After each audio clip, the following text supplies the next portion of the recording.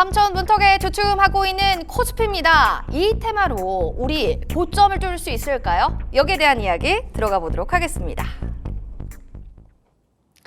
자, 5주 연속세 또 지금 상승을 탔던 코스피 지수가 2,900선을 앞두고 고점 저항대를 만났습니다. 현재도 2,865포인트 선을 지나고는 있는데 단기 레벨이 그동안 급등해서 좀 그런 것인지 일단 부담스러워해서 지금 2,900을 못 뚫는 건가 여기에 대해서 좀 얘기를 나눠볼까 하는데요. 코스피 좀 저항대를 맞고 있습니다. 하반기 3,000의 가능성은 우리 김시은 팀장님 있다고는 얘기를 하셨을 것 같은데 그때도 왜 갇혔나요, 박스피에? 제가 3,000을 간다고는 안 했고 안 했나요? 상방이 열려 발언을 했는데 언젠가는 또 우리 간다고 얘기는 해주신 것 같은데 뭐 갈 수는 있겠죠. 갈 네. 수는 있는데 다만 이제 고려를 해야 하는 요소가 반도체가 굉장히 급격하게 수급이 들어오면서 가격 상승 흐름들이 나오면서 3,000포인트를 가느냐 혹은 반도체 중심의 시장이 형성이 되었는데 다른 섹터들 뭐 전력기기라든지 혹은 자동차라든지 밸류업이라든지 다양한 섹터들도 함께 끌어올리면서 올라가느냐 그 차이라고 보시면 좋을 것 같아요. 다만 지금 3,000포인트로 가기 위해서는 굉장히 다양한 요소들이 필요하고 그중에서 트리거 역할을 할 부분들이 필요하다라고 판단을 하고 있는데 아직까지는 그 부분이 좀 확인이 되지 않아서 현재는 2,900포인트까지는 가능하다라고 보고 있고요. 현재 시점에서 박스권 내에서 움직이는 흐름들이 나왔는데 저는 그 이유가 외국인 수급에 대한 파생 흐름들이라고 판단을 하고 있습니다. 관련했을 때 최근에 지수에 대한 상승 기조가 굉장히 급격하게 나왔어요. 삼성전자 쪽으로 수급이 굉장히 많이 집중이 되면서 올라가는 흐름들이 나왔는데 그 중심에는 외국인 선물에 대한 굉장히 큰 매수세가 있었습니다. 그러면 현재 지금 증시 같은 경우에는 선물이 얼마나 많이 유입이 되는지에 따라서 삼성전자의 상방 그리고 지수의 상방이 열려있다고 보시면 좋을 것 같은데 2,800포인트를 돌파하기 전 같은 경우가 외국인 선물에 대한 밴드가 마이너스 5조에서 누적 2조까지 좀 밴드가 있었는데 2,800포인트 돌파하면서 2조를 좀 넘었고 3조까지 넘으면서 오늘 같은 날에는 4조까지 올라왔어요. 이전에 좀 외국인 선물에 대한 누적이 약 5조까지 열렸다라는 점을 감안을 하면 현재 시점에서 선물이 들어올 수 있는 수급은 약 1조 정도라고 보시면 좋을 것 같습니다.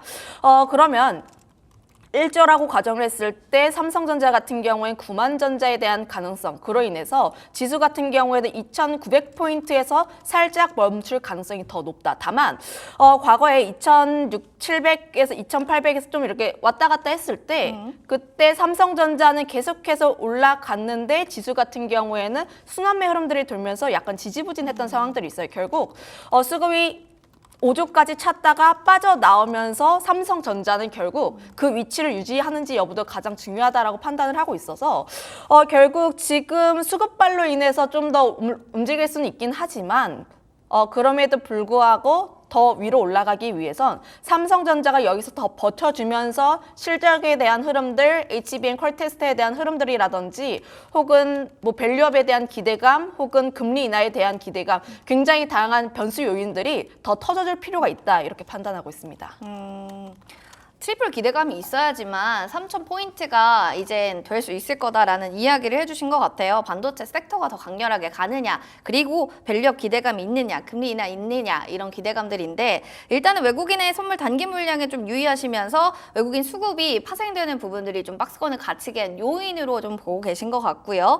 그럼 이제 이성우 팀장님께 또 이런 부분들을 여쭤보고 싶어요. 박스권에 갇힌 요인을 알았다면 우리가 앞으로 2,900선이 돌파되려면 어떤 예봉 포인트의 테마주가 있어야 될 거 아닙니까? 테마로 볼지 아니면은 섹터로 볼지 2분기 좀 실적에 가장 또 기대되는 우리 하반기 볼만한 뭐 주력할 종목들이 있을까요? 테마나? 우선 뭐 연말까지 예상하는 거는 좀 불가능하고. 지금은 불가능하다. 근데 우선 그 지금 실적 시즌으로 본다고 한다면 역시 그 2분기 때 잘 갔었던 종목들이 뭐 지금은 좀 주도주 안에서도 순환매가 좀 일어나긴 해요. 근데 네. 이제 이 주도주들이라고 하더라도 조정을 받는 주도주들이 이 실적주였거든요. 실적주들이 조정을 받으면서 지금은 다시 한번 좀 그 저가 매수 좀 타이밍이 좀 오지 않았나라고 좀 생각이 되고 있고 지금 앞서서 좀 얘기를 했지만 지금 외국인들은 계속 지금 시장을 사고 있는 그런 상황이고 참 아쉬운 부분이 개인들은 네, 팔고 있죠. 계속 팔고 있는 그런 상황인데 지금 실적 추정치나 여러 가지 시가총액 대형주 또 이제 그 전만큼은 아니지만 정부가 이 주가를 부양하려는 이 밸류업에 대한 정책 부분도 있었을 때는 저는 충분히 3,000포인트에 대한 돌파 가능성은 굉장히 좀 있다라고 좀 생각이 되고 있는데 그렇게 좀 반대로 지금 뭐 시청자분들께서도 어떤 개인 투자자 입장에서는 좀 안타까운 부분은 분명히 좀 있는 것 같아요. 근데 왜 이렇게 외국인은 사는데 개인 투자자는 그렇게 팔까요? 제가 봤을 때는 약간의 그 유동성이라는 부분에 있어서 약간 좀 미국 주식이나 이쪽 다른 그러니까 우리나라 국내 주식이 아니라 다른 어떤 투자처에 대한 부분이 좀 시선으로 있는 돌리는 걸로. 것 같다. 네, 그리고 지금 거의 지금 3년 만일 거예요. 저 외국인이 우리나라 시장에서 이 퍼센테이지 30%를 좀 넘겼거든요. 근데 이제 이 밸류 관점에서 봤을 때는 전문가들도 뭐 증권사 추정치도 3,000포인트는 넘어간다라는 그런 의견이 좀 많은 상황인데 근데 좀 아쉬운 부분은 이 시가총액 상위 종목으로 이 유동성이 쏠리고 근데 쏠릴 수밖에 없는 이유가 바로 이제 뭐 실적 추정에 대한 부분이 가장 그 시가총액 큰 종목 위주로 좀 많이 그쵸. 추정을 많이 하고 네. 있죠.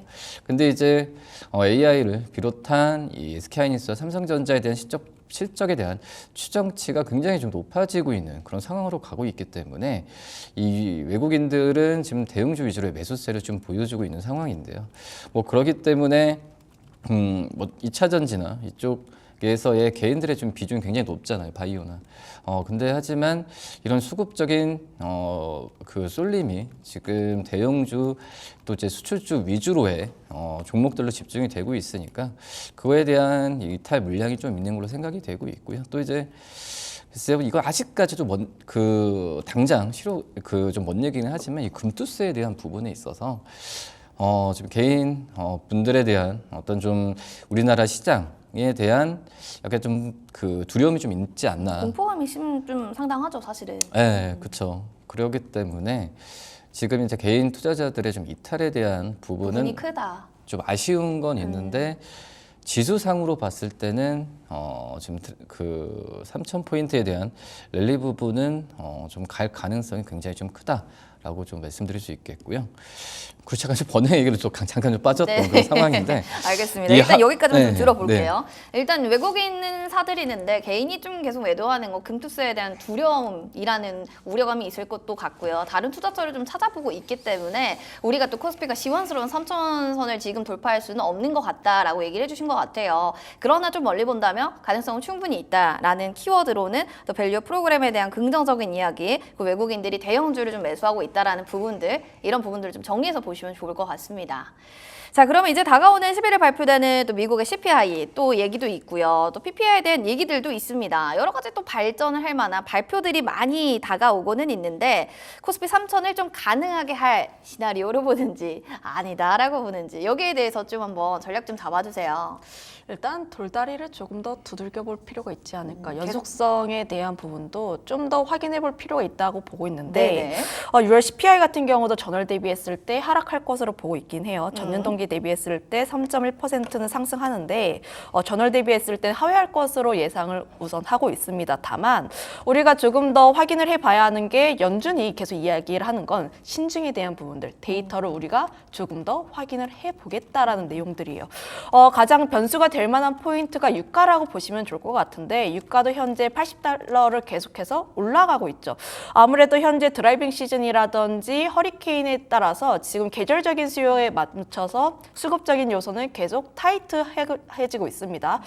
공급적으로 봤을 때 굉장히 타이트한데 수요는 조금 더 늘어나고 있는 상황들, 물론 현재 중동에 대한 지정학적 리스크가 점차 해소될 가능성이 높다. 지금 협상에 대한 이야기가 나와지고 있긴 하나 우선 저는 개인적으로 협상이 정말 진행이 될까에 대한 회의론적인 시각이 있기 때문에 관련했을 때 우리가 유가는 조금 더 지켜볼 필요가 있다라는 점. 그 중동에 대한 이슈를 조금 더 이야기를 하면 이스라엘 네타냐후 총리가 정치적인 리스크로 인해서 과연 협상을 할지에 대해서 우리가 조금 더 고민을 해볼 여지가 있다고 보여지고 있어서 현재 유가 같은 경우가 좀 더 하락을 하지 않는다면 고착화가 될 가능성이 높고, 그렇다면 6월 CPI 같은 경우에는 잘 나올 가능성이 높아요. 그럼 7월 같은 경우 그 다음에는 어떻게 될까에 대한 연속성에 대해서도 우리가 의문을 가지고 있어서 우리가 이런 연속성을 우리가 조금 더 파악을 해봐야 한다라고 우선 말씀을 드려보도록 하겠고, 9월 관련했을 때 좀 인하 가능성이 굉장히 높습니다. 그런데 아무래도 미국 간의 대선이라든지 혹은 뭐 고용 보고서라든지 이런 점을 감안을 했을 때 9월 같은 경우엔 금리 인하를 할 가능성이 굉장히 높고 시장도 이를 다 알고 있어요.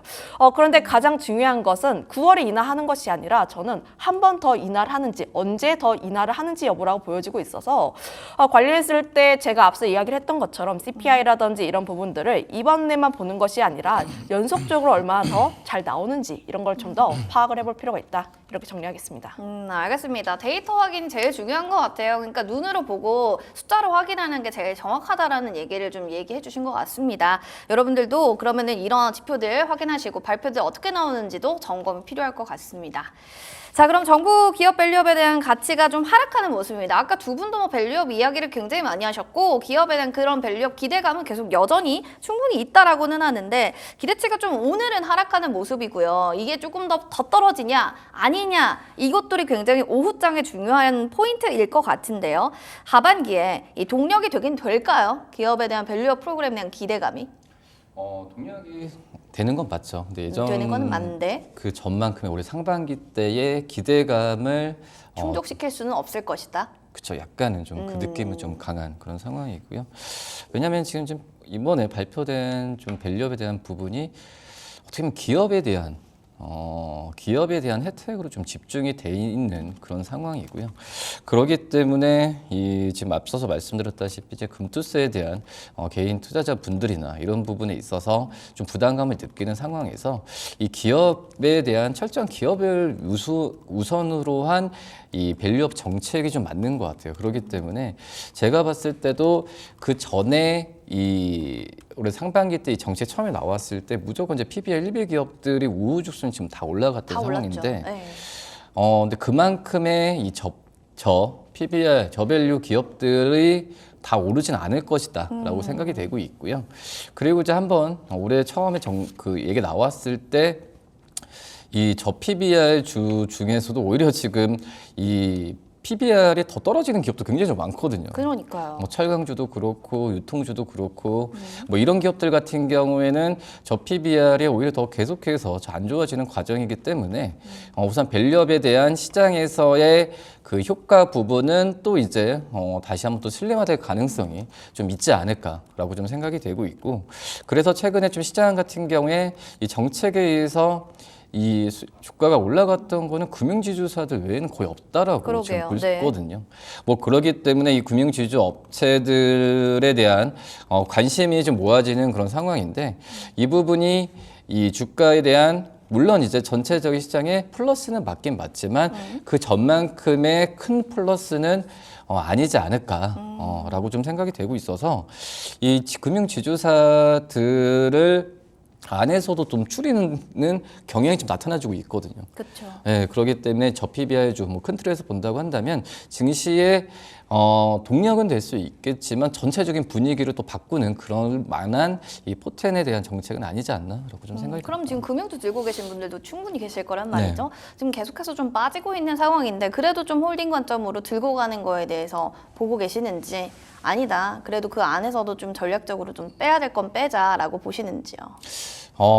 우선은 지금 그 상반기 때 금융지주 쪽에서의 그런 상황도 좀 많이 바뀐 그런 상황이고, 이 안에서 본다고 했을 때도 근데 금융지주사들의 장점은 안정적인 수익이 좀 꾸준하게 나온다는 거죠. 나온다는 거고, 이 정부의 뭐 정책, 뭐 자사주 소각이나 정부 정책에 잘 따라간다는 거거든요. 그러니까 모든 이제 금융지주사들의 어떤 공통적인 특성이라고 볼 수 있겠는데, 그렇기 때문에 정부의 정책이 계속 나왔을 때의 금융지주 업체들의 주가는 저는 계속 갈 가능성이 있다라고 지금 생각이 되고 있고, 근데 여러 가지 좀 따져봐야 될 게 지금 이제 뭐 하나금융지주 같은 경우에는 해외 쪽에서의 어떤 부채나 이런 부분에 있어서 환율 상승에 대한 좀 부담감이 좀 있는 상태고, 또 이제 의료금융 같은 경우에는 최근에 이 기업들 뭐 동양이나 인수에 대한 얘기 많이 나오고 있잖아요.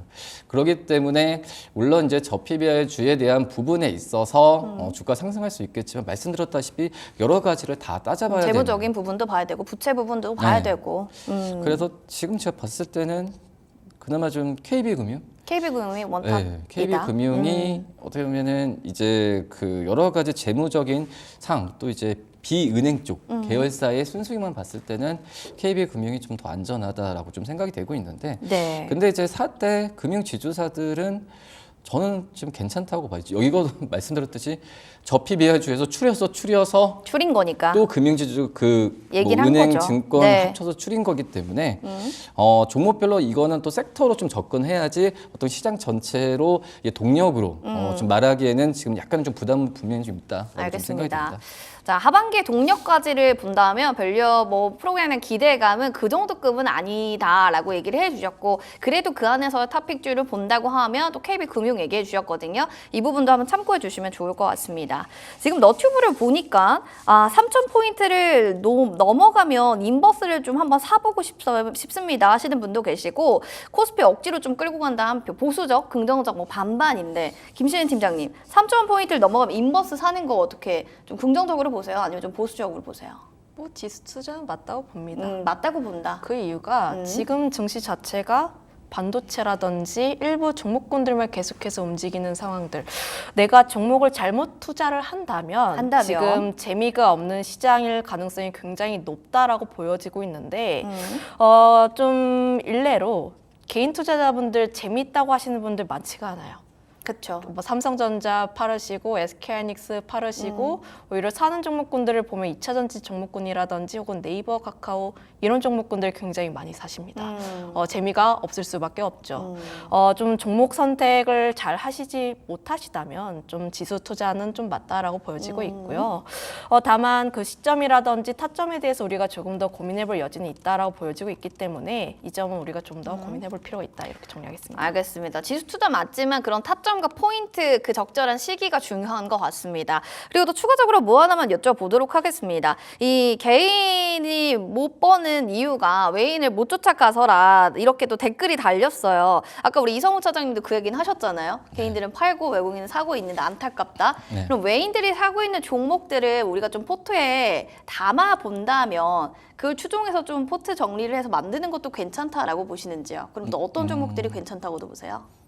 근데 이제 상반기 때 봤을 때 외국인들이 다 종목마다 다 수익이 난 거 아니에요. 저는 상반기 때 이제 그 가장 많이 샀던 4개 종목 봤을 때는 SK하이닉스, 삼성전자 1위죠. 삼성전자 1위, 그다음에 현대차, SK하이닉스, 삼성물산이라고 볼 수 있겠는데 삼성전자와 삼성물산은 외국인들의 수익은 마이너스였거든요, 오히려. 지금 상반기 때는 또 이제 가장 그 SK하이닉스, 현대차 쪽에서의 수익이 외국인들의 수익을 이끌었다. 그 지수도 지금 이끌었다고 볼 수 있겠는데, 그렇기 때문에 외국인들이 사는 종목들을 산다는 것보다는 제가 봤을 때는 이제 실적주 그리고 뭐 대형주에 대한 부분에 있어서 1차적으로 관심을 갖는 상황에서 외국인들이 사는 종목들은 그 다음에 이제 지켜볼 만한 어떤 투자 요소라고 좀 생각이 되고 있고요. 그리고 이제 그 앞서서 이제 인버스도 좀 얘기했지만 네. 저는 지수가 3,000포인트를 넘는다라고 좀 생각을 하는데, 분명히 일직선으로 3,000포인트 넘지는 않을 거예요. 뭐 2분기 실적도 이제 뭐 CPI도 지표 나오겠지만은, 만약 2분기 실적에 대한 본격적으로 랠리 그 어떤 그 추정치보다 좀 낮게 나오는 그런 상황이고, 또 이제 미국 대선에 대한 어떤 그 예측하지 못하는 변수 나왔을 때는 주가가 다시 한번 좀 눌릴 가능성도 좀 있거든요.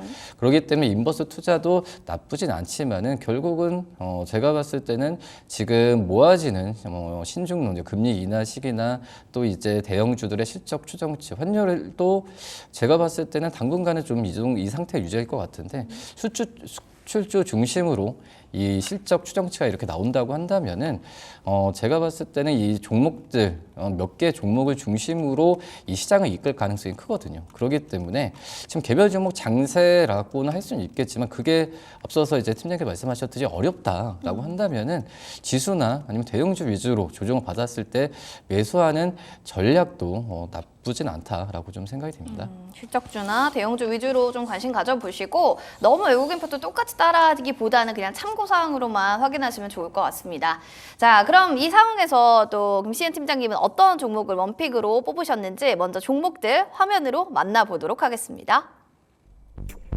자, 하나금융지주, 삼양식품, 하나오션, 삼성전자 굵직했고 그동안에 좀 핫했던 종목들이 줄비하게 나열되어 있는데요. 이 중에서 김시은 팀장의 원픽 종목은요? 반도체 관련주 가지고 오셨습니다.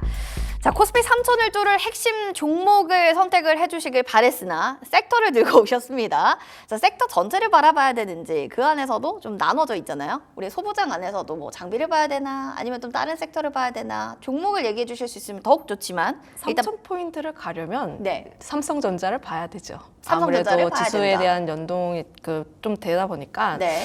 삼성전자가 상승을 하면 결국 지수가 올라가는 거랑 비슷하다라고 보시면 좋을 것 같은데 물론 뭐 굉장히 실적이 좋은 종목군들 이런 것들을 우리가 조금 더 따져봐야 하는데 결국 상반기보다 더 나은 하반기에 대한 실적들 그리고 외국인의 수급이 굉장히 많이 들어온 쪽을 저는 조금 더 집중해 볼 필요가 있지 않을까. 지금 외국인 수급 같은 경우가 계속 중요한 게 외국인 수급이 들어온 종목군들, 뭐 대표적으로 반도체라든지 자동차라든지 은행 혹은 전력기기, 방산 이런 쪽에 대한 수급 기조가 일정하게 나와지고 있어요. 외국인 수급이 들어와서 좀 잘 안 나가고 있습니다. 결국 지금 이들을 떠받치고 있는 주가는 외국인의 수급이라고 보시면 좋을 것 같은데 이들이 좀 크게 나가지 않는다면은 하방에 대한 경직성은 좀 더 나올 것으로 보여지고 있어서 물론 저점에 사서 좀 그러니까 무릎에 사서 허리에 파는 전략도 좋긴 하지만 네. 현재 시점에서 계속해서 관심 있게 부각되는 쪽에 대해서 관심을 더 가져볼 필요가 있지 않을까. 앞서 이야기를 해주셨다시피 외국인의 지금 보유하고 있는 쪽이 시가총액의 약 30% 수준입니다. 네. 6월 말에 한 860조 정도를 보유하고 있는 수준으로 현재 국내 증시가 외국인 수급에 굉장히 좌우가 되는데 우리가 또 공부를 여기서 더 열심히 해야 돼요. 외국인 수급도 네. 유럽계가 있고 미국계가 따로 있습니다. 그렇게 또 나눠봐야 돼요? 네, 우리가 이것도 다 따져봐야 하는데 요즘 네. 굉장히 세밀하고 디테일하다 보니까 뭐가 달라요? 이래서 국내 증시가 어려운 거예요. 어렵네요. 미국 같은 경우가 네. 좀 지금 현재 시점에서는 40% 외국인 전체의 네. 40%고 유럽 같은 경우에는 30%였는데 네. 지난 23년 말부터 외국인 수급이 들어왔는데 23년 말부터 초까지 가장 많이 들어왔던 것은 유럽계. 그러니까 오. 밸류업에 대한 기대감으로 인해서 네. 유럽계가 굉장히 많이 들어왔다면 우리 이쪽에 좀 관심을 많이 갖네요. 유럽계 외국인 4월, 투자자들이. 5월, 6월부터는 네. 미국계가 굉장히 많이 들어왔습니다. 또 반대로. 근데 우리가 또 생각을 해보면은 네. SK하이닉스 언제 많이 올랐나요? 웬- 삼성전자 또 언제 많이 그쵸, 올랐나요? 엔비디아에도 후반에 많이 올랐어요. 맞습니다. 결국 지금 미국계 자본 쪽이 AI 반도체라든지 혹은 AI 성장 스토리, 특히 미국 AI 관련 종목군들에 대해서 관심을 많이 가지고 그로 인해서 우리나라 반도체 쪽에 조금 더 많이 집중하고 있다라고 보시면 좋을 것 같고 저는 네. 그렇게 해석을 하고 있습니다. 그로 인해서 현재 지금 관심 있게 보고 있는 쪽은 미국계 외국인이라고 보시면 좋을 것 같은데 네. 4월에서 6월 같은 경우에도 가장 많이 매수했던 종목이 삼성전자와 SK하이닉스 4.4조 규모가 가장 많이 들어왔고 그 다음이 자동차라든지 밸류업이라든지 조선이라든지 이런 쪽으로 수급이 다 들어와 있어요. 네. 저는 여전히 지금 이들이 들어오고 있는 쪽에 대해서 조금 더 집중을 해볼 필요가 있지 않을까라는 의견 드려보도록 하겠고 그로 인해서 가장 먼저 봐야 하는 것은 반도체다 이렇게 정리하겠습니다. 우리 너튜브의 시청자분들이 너무 똑 부러지는 말씀 감사하다는 얘기가 있네요. 알겠습니다. 외국인 안에서도 지금 미국계 또 투자자들이 많이 들어와 있기 때문에 반도체 AI 섹터를 더 눈여겨보시기 바랍니다.